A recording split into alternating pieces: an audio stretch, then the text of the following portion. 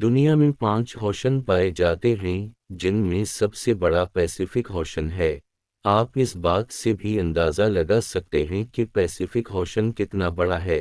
अगर हमारी दुनिया के हार पर सुराख किया जाए तो वो फिर भी पैसिफिक ओशन में ही निकलेगा।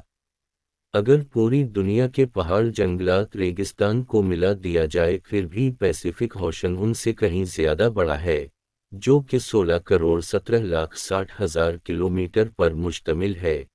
ओशन में कुछ गिने चुने ही आइलैंड है जिन पर शायद या कोई गया होगा, जिससे ये बात वाज़ेह होती है कि अगर कोई इंसान पैसिफिक ओशन में अकेला भटक जाए तो इसके जिंदा रहने के इम्कानात ना के बराबर है। लेकिन आपको ये जानकर बिल्कुल भी यकीन नहीं होगा कि एक इंसान ने 1 या 2 दिन नहीं बल्कि पूरे 438 दिन यानी 14 महीने 13 दिन अकेले गुजारे।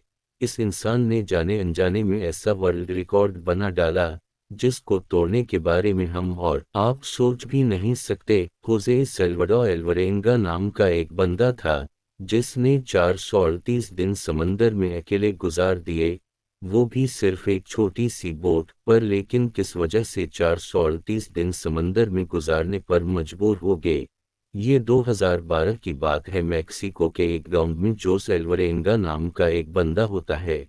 वो एक जाना माना मचीरा था। 17 नवंबर 2012 ये वो दिन था जब वो अपने एक दोस्त को लेकर मछली पकड़ने के लिए रवाना हो गया, मगर उनको क्या पता था कि वो ये दिन कभी नहीं भूल पाएंगे। जिसका बोट सिर्फ 7 या 8 फीट ही था, वो मैक्सिको के साहिल से इतना ही दूर चले गए जहां से वापस लौटना इतना मुश्किल नहीं। इन्होंने अपनी जाल पानी में फेंक दिया, लेकिन समंदर ने अपना असली रंग दिखा दिया और एक तूफान आ पहुंचा। तूफान से बचकर वापस भाग गए। आखिरकार वो सुबह तक अपने गांव की इतने पास आ गए कि वो अपने गांव को साफ साफ देख सकते थे। मगर अचानक बोट की मोटर में पानी चला गया और मोटर जल गया। मोटर पर भरोसा करके इन्होंने बोट में छप्पू रखना लाजमी नहीं समझा। अब ना ही मोटर इस्तेमाल के काबिल था और ना ही बोट को हाथ से चलाकर साहिल पर ले जा सकते थे। सिर्फ एक ही सहारा था और वो रेडियो था। इन्होंने अपना लोकेशन भेज दिया और जवाब का इंतजार करने लगे। जवाब तो नहीं मिला, मगर रेडियो ने जवाब देना शुरू कर दिया और कुछ घंटे बाद रेडियो जो बैटरी पर चल रहा था, बैटरी ने भी जवाब दे दिया। अचानक हवाओं ने अपना रुख बदल दिया और बोट को गहरे समंदर की तरफ ले गए।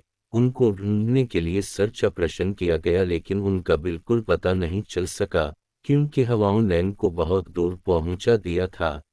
अभी कुछ ही दिन हो चुके थे, वो साहिल से 450 किलोमीटर दूर पहुंच गए थे। ये वो जगह था जहां पानी के सिवा कुछ भी नहीं, और एक बोट का मिलना इतना ही मुश्किल था जितना घास के ढेर में सोई का। खाना खत्म होने की वजह से अब समंदर से मछली पकड़कर कच्चा ही खाने लगे। समंदर का खारा पानी पीने के काबिल नहीं, इसलिए वो सिर्फ बारिश का पानी ही पीते रहे। लेकिन कुछ दिन बारिश ना होने की वजह से वो कछुए पकड़कर उनका खून पीने लगे। पानी और खाना ना मिलने की वजह से इसके एक साथी ने समंदर में डूबकर अपनी जान दे दी। अब वो बिल्कुल अकेला हो गया। एक दिन एक शिप नजर आई, मगर इसकी आवाज शिप तक नहीं पहुंच सकती। देखते ही देखते वो शिप चला गया। समंदर में नारियल तैरते नजर आने लगे और वो समझ गया कि इस पास कोई आइलैंड नजदीक है जिससे ये नारियल पानी में तैर रहे हैं। अब कुछ देर बाद आइलैंड भी नजर आने लगा। इस बात से डर कर कि ये आइलैंड भी मिस ना हो जाए, वो पानी में कूदकर तैरने लगा। वो आइलैंड पहुंच गया। आइलैंड पर लोकल गार्ड भी मौजूद था। ये आइलैंड एबन एटक था। ये आइलैंड जोस सेल्वाडोर के गांव से 11,000 किलोमीटर दूर है। आखिरकार जोस सेल्वाडोर को उसके गांव वापस भेज दिया गया। वहां पहुंचकर जोस सेल्वाडोर पर अपनी दोस्त को जान से मारने के इल्जाम में गिरफ्तार कर लिया गया।